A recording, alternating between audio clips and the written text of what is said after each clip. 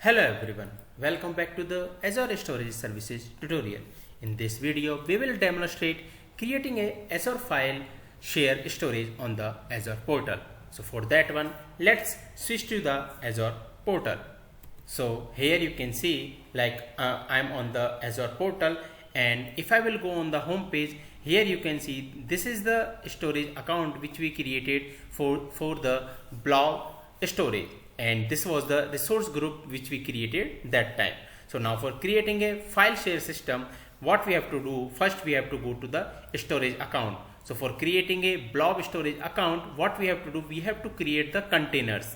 But in the case of the file share storage, what we have to do, we have to click on this file share.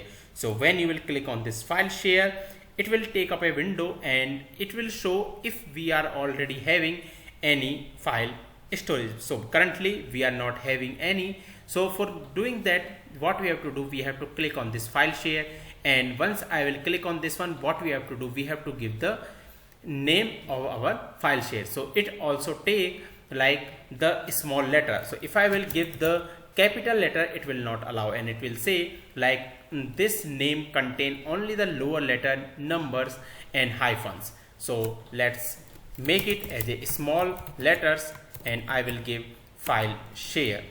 So file share, and after doing that one, here what it is taking the tire, so we will take is a default, and it is giving the size. So once you will click on this create, what it will do, it will create a one file share system for us, and by default the quota is basically 5 terabyte.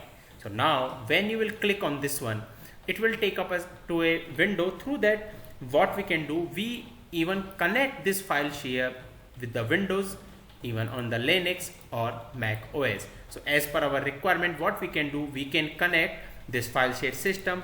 Even you can upload any file if you need it. So like from there, if you want to upload any file, you can upload it from here.